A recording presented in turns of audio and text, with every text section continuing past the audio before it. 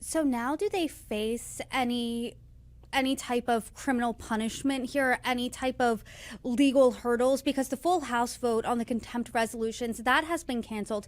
The Clintons are now going in and providing a testimony to the House Oversight Committee. So legally, are they in the clear?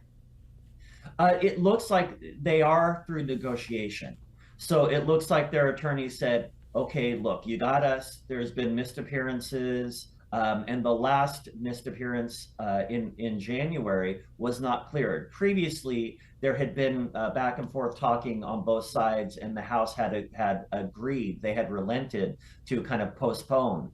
So there was good negotiation on both sides. But here, there was clearly a misdate, and it looks like the Clinton legal team successfully negotiated. Okay, look, you got us, but we'll agree that they can come in and testify, deposition under oath. It's got to be closed door, though. Okay, yes, you can film. Yes, you can transcribe it. So there was negotiation.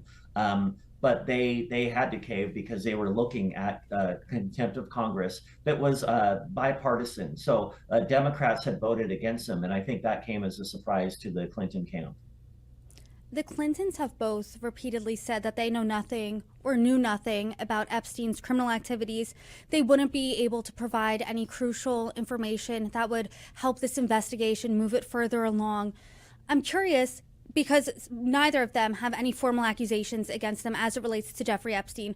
Technically, when they appear for the depositions, could they go in there? Could they plead the fifth? Could they also continuously answer every question with some sort of iteration of "I know nothing about Jeffrey Epstein and his alleged criminal network"? I mean, what does their testimony, do you think, look like?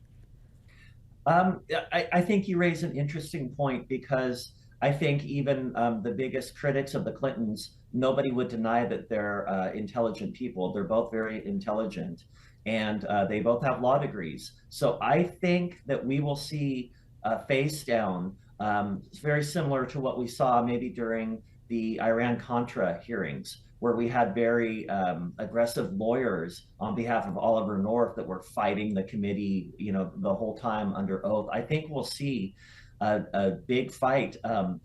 I think Bill Clinton will raise executive privilege to certain questions. I think that if there are issues where the statute of limitations has not run, you will see them take the fifth. And again, that doesn't mean you're guilty. It just means that, look, I could face criminal prosecution for this. I'm not going to answer. So I think that you'll see a very hard fought, very aggressive defense tactics on behalf of the Clintons.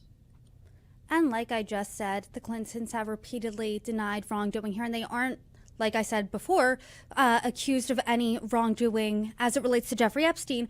But I was talking to an attorney when they initially refused to comply with the subpoena, and the attorney essentially said, if you have nothing to hide, why not comply here?